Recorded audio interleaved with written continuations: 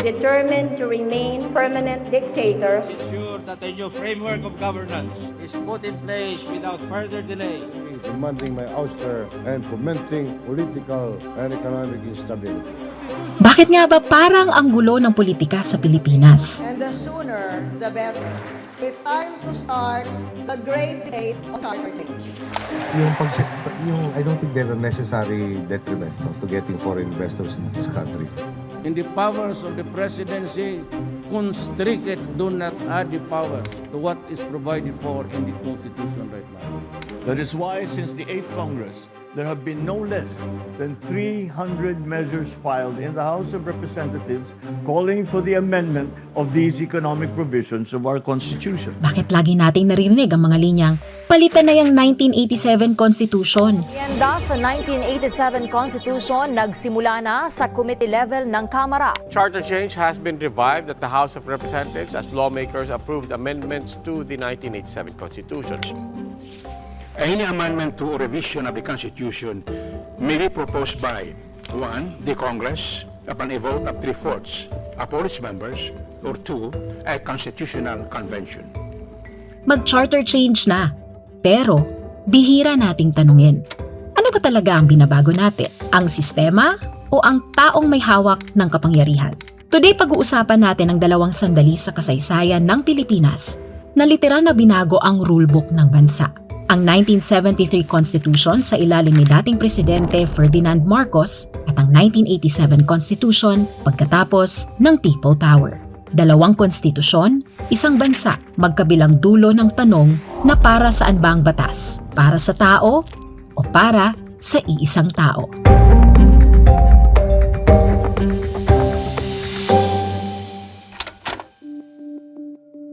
Let's start with the basics. Ano ba ang Constitution?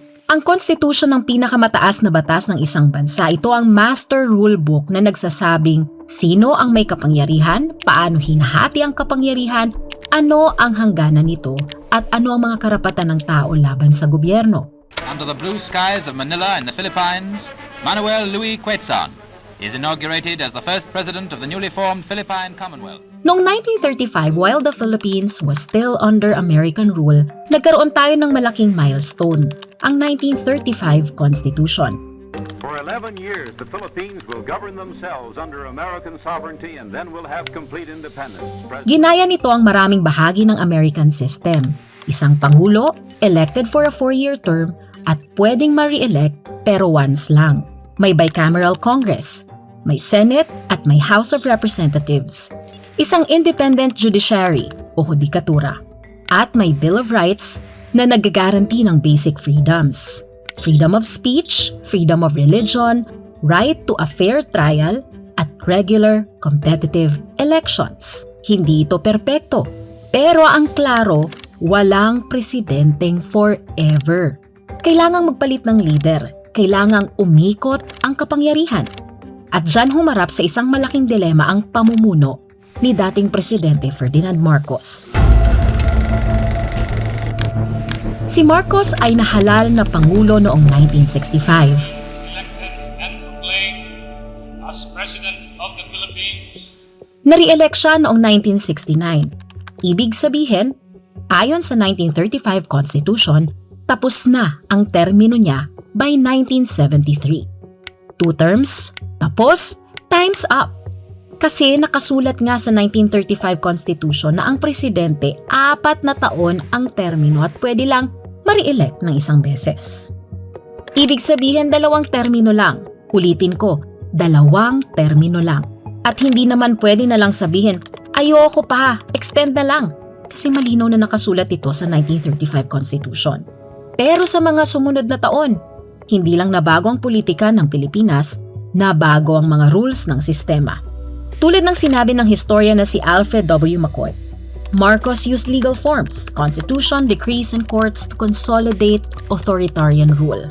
Kaya hindi lang ito kwento ng puwersa o militar.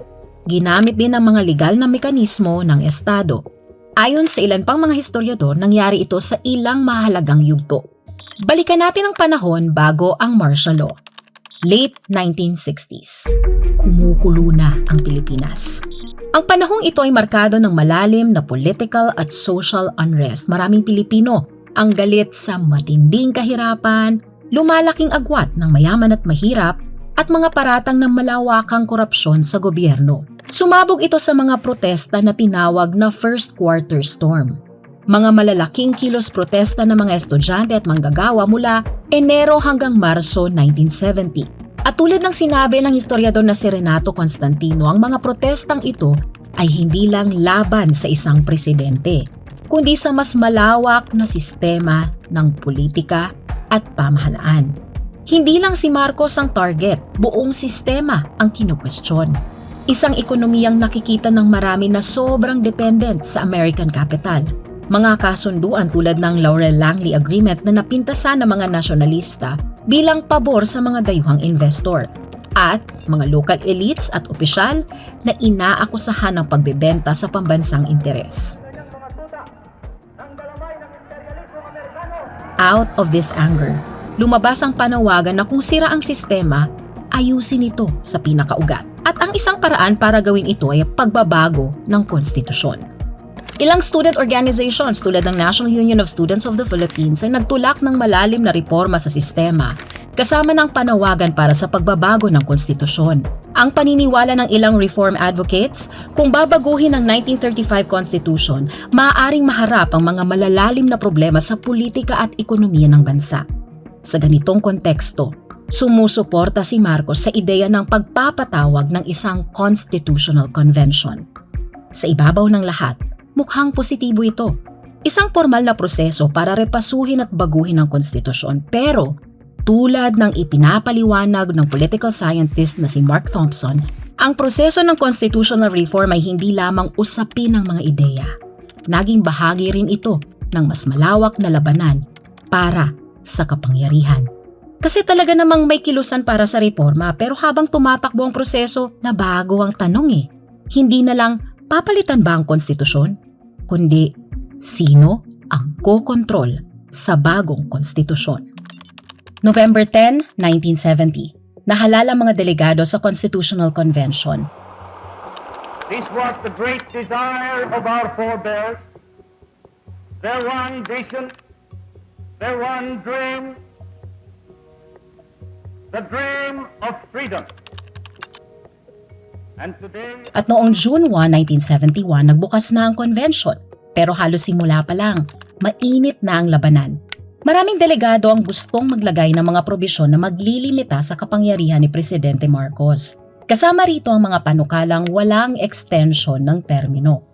At walang paraan para makalipat siya sa bagong makapangyarihang posisyon sa ilalim ng bagong sistema. Sa madaling salita, pwede ang reforma. Pero hindi para i-extend ang power ni Marcos. Pero noong 1972, sumabog ang isang malaking bribery scandal sa loob ng convention. May mga delegado kasi na nagbunyag na sila ay inalok ng pera upang suportahan ang mga probisyong mas pabor sa administrasyon. Ang mga aligasyong ito ay umabot pa sa investigasyon ng Senado. At sa mga paratang na lumabas, nabanggit pa ang pangalan ni First Lady Imelda Marcos bagaman hindi ito nahatulan sa korte. Unti-unti ang convention na inaasahang mag-aayos ng sistema ay nabalot ng matinding politika at kontrobersya. Pero hindi pa ito ang pinakamalaking pagbabago sa mga pangyayari. Noong August 21, 1971 nangyari ang Plaza Miranda bombing.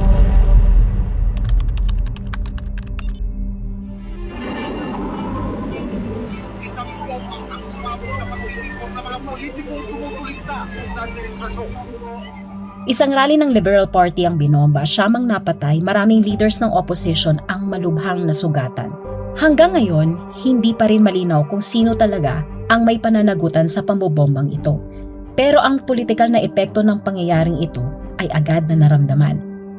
Ferdinand P. Marcos, President of the Philippines, by virtue of the powers vested upon me by Article 7, Section 10, Paragraph 2 of the Constitution, do hereby suspend the privilege of the writ of habeas corpus.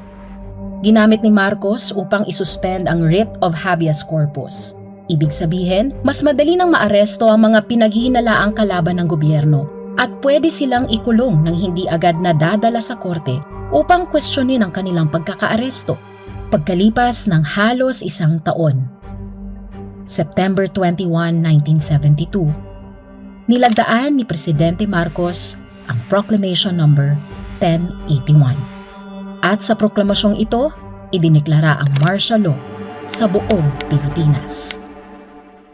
The proclamation of martial law is not a military takeover. I, as your duly elected President of the Republic, use this power which may be implemented by the military authorities, but still is a power embodied in the Constitution to protect the Republic of the Philippines and our democracy. The limit has been reached, for we are against the wall. We must now defend the Republic of the Philippines with this stronger power granted by the Constitution. To those guilty of treason, insurrection, rebellion, it may pose a grave danger. But to the ordinary citizenry, to almost all of you, whose primary concern is merely to be left alone, to pursue your lawful activities, this is the guarantee of that freedom that you seek. All that I do and we in government must do is for the Republic and for... Ito ang mga opisyal na dahilan na binanggit sa proklamasyon ng martial law. May banta ng komunistang insurgency, may separatist conflict sa Mindanao, at may lumalalang kaguluhan sa bansa.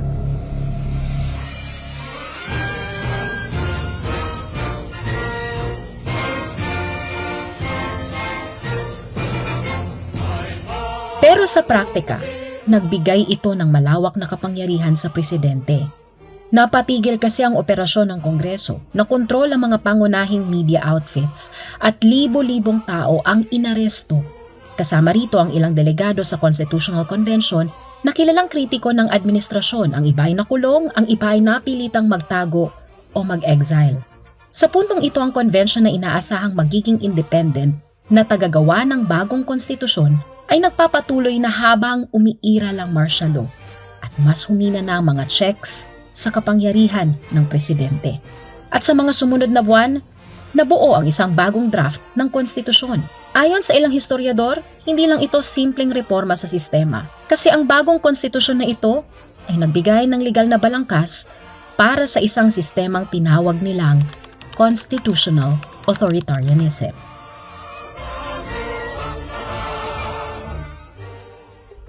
Quick recap. Sa 1935 Constitution, presidential system ang Pilipinas. Isang pinuno, ang presidente ang sabay na head of state o simbolo ng bansa at head of government, siya rin ang nagpapatakbo ng pamahalaan. Pero sa 1973 Constitution, naging parliamentary system ang structure. May head of state, ang karaniwang simbolikong pinuno ng bansa, at may head of government, ang talagang namumuno sa pamahalaan na tinawag na prime minister.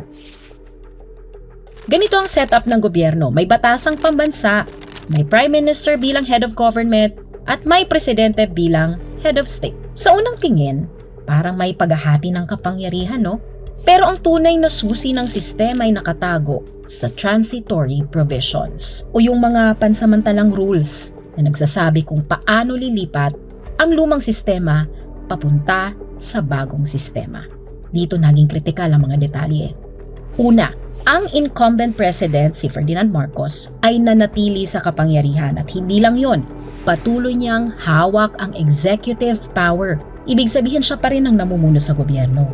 Pero may isa pang mahalaga dahil hindi pa ganap na nabubuo ang bagong parliament, napunta rin sa kanya ang kapangyarihan ng lehislatura.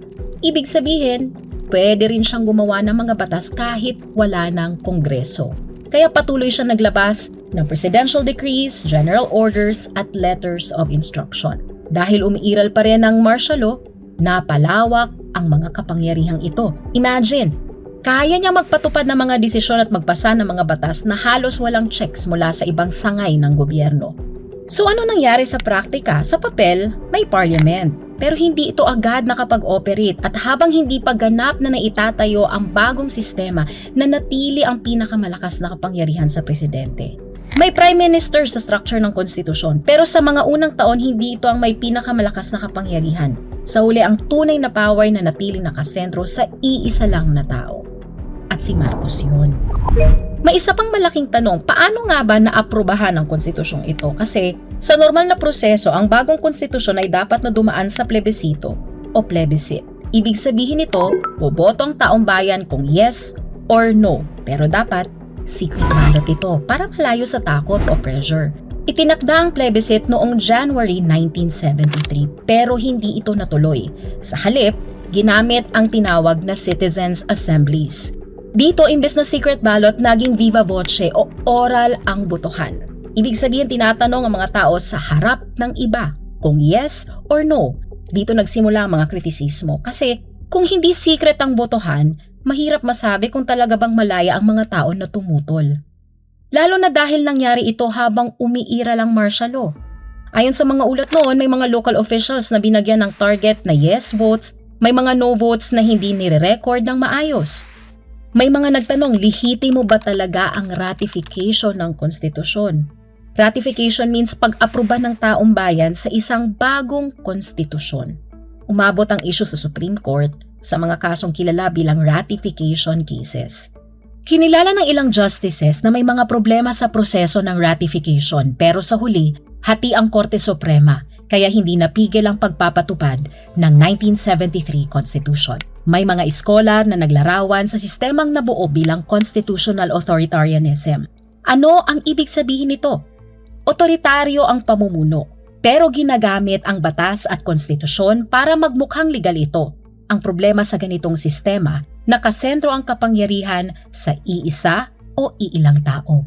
At kapag limitado ang may hawak ng kapangyarihan, konti lang ang pwedeng kumontra o magbantay. Kaya mas madaling mangyari ang pag-abuso sa kapangyarihan. Pero hindi naging habang buhay ang martial law.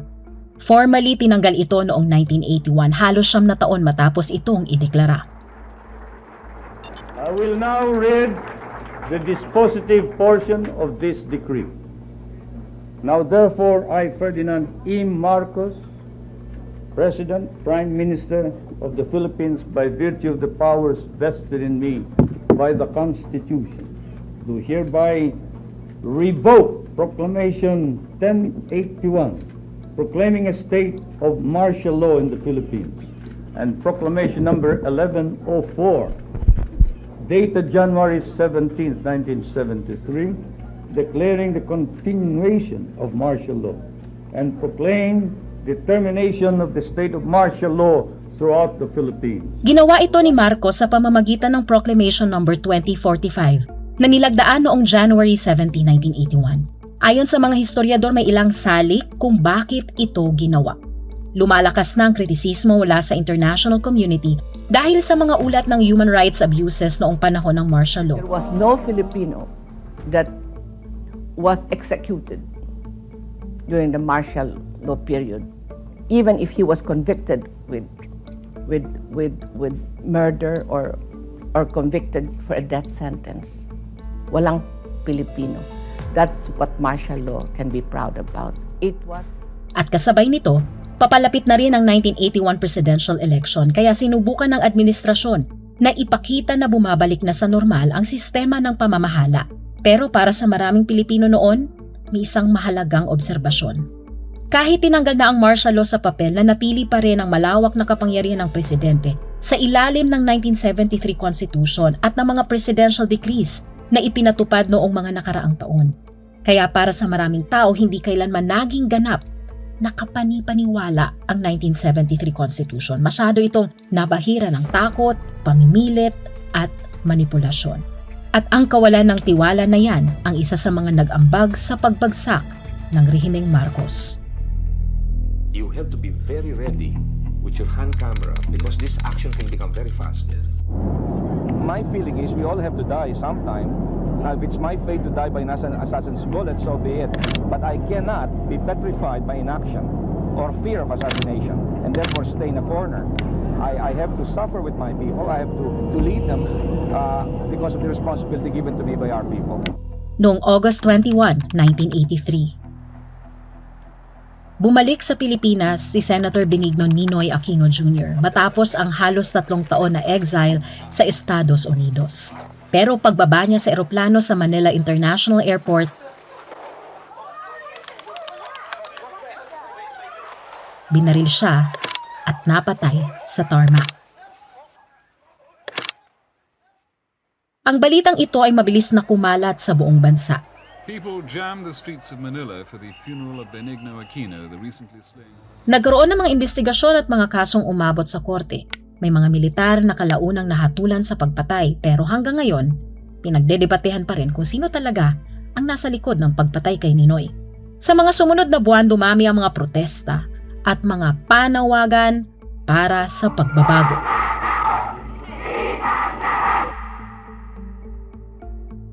September 21, 1983, anibersaryo ng deklarasyon ng martial law, naganap ang malalaking protesta sa iba't ibang lugar sa bansa.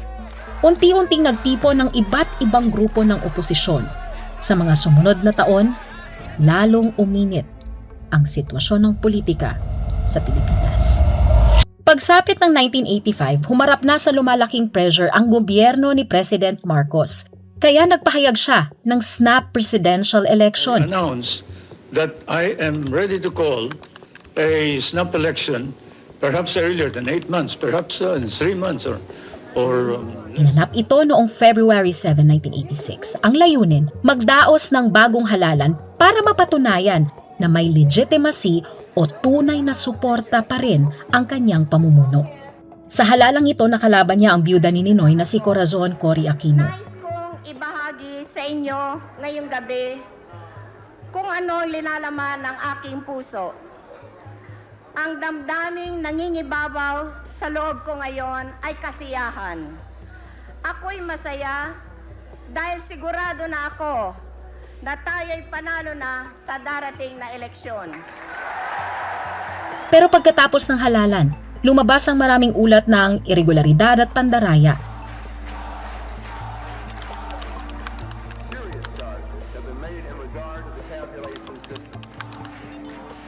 I hereby proclaim Ferdinand E. Marcos as the duly elected President. Lalong lumakas ang mga protesta. February 22, 1986, may mga opisyal ng militar na inatras ang kanilang suporta kay Marcos. Kabilang dito, sina Fidel V. Ramos at Juan Ponce Enrile. Sa pamamagitan ng Radio Veritas, nanawagan si Cardinal Jaime Sin sa mga mamamayan na magpunta sa EDSA at protektahan ang mga sundalong humiwalay sa gobyerno. This is Cardinal Sin speaking to the people, especially in Metro Manila. I am indeed concerned about the situation of Minister Enrile and General Ramos. I am calling our people to support our two good friends at the camp. If any of you could be around. Libo-libong taong lumabas sa mga kalsada, karamihan ay mga sibilyan, hindi armado.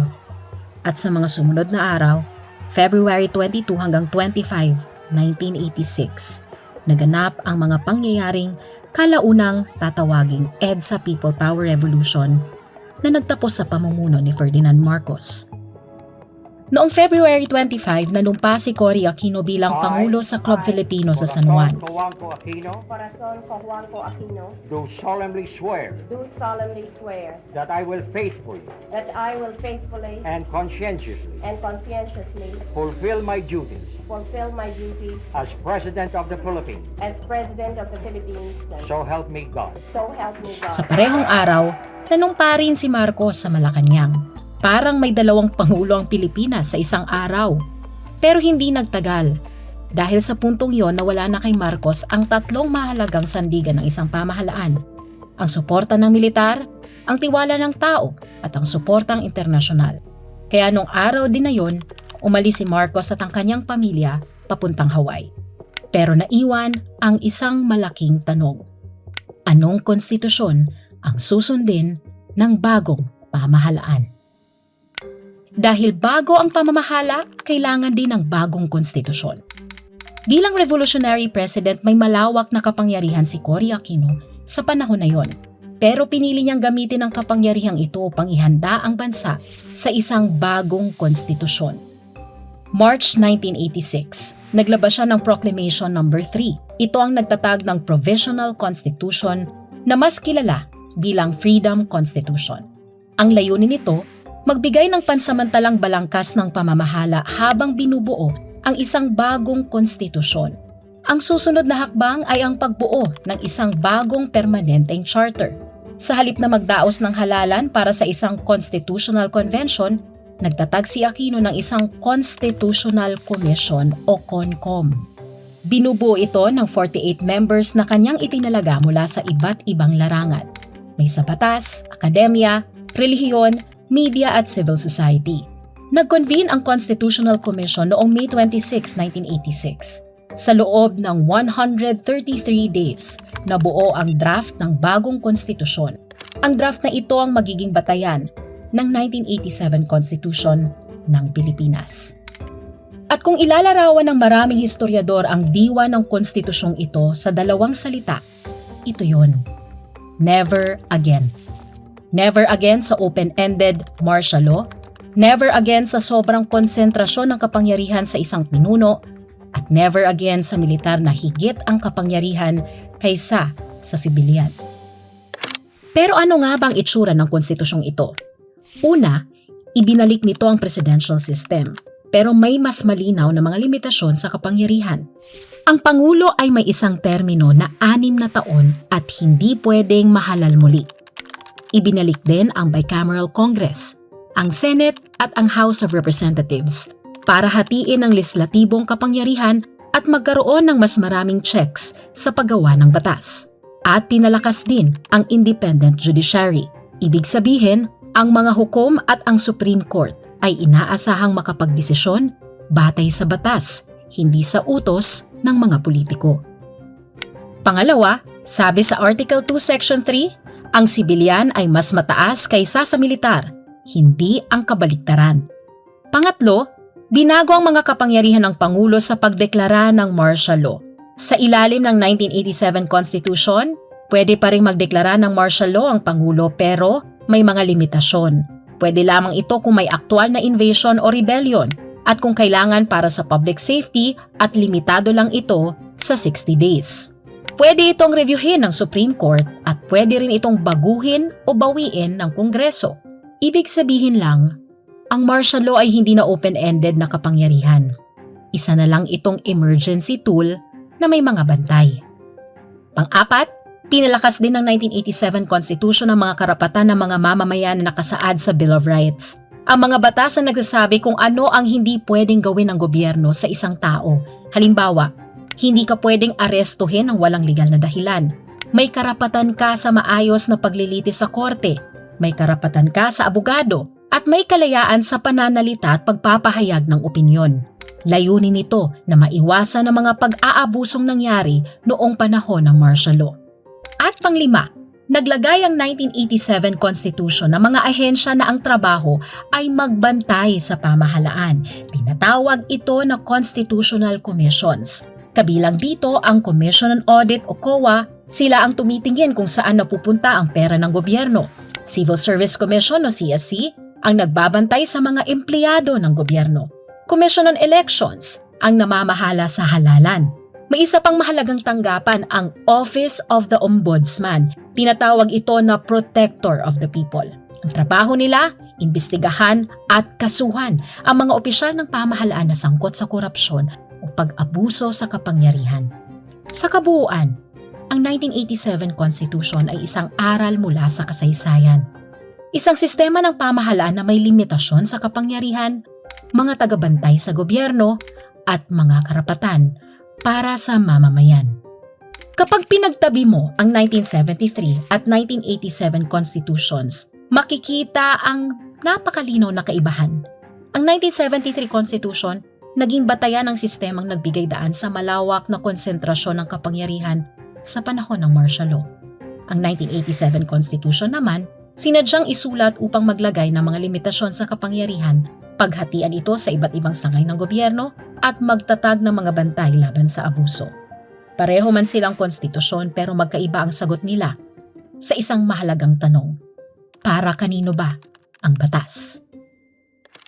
Pero sa paglipas ng halos 4 na dekada, lumitaw din ang mga kritisismo sa 1987 Constitution. May nagsasabing masyadong restrictive ang mga probisyon sa ekonomiya na naglilimita sa foreign investment. May nagsasabing hindi nito naayos ang problema ng political dynasties.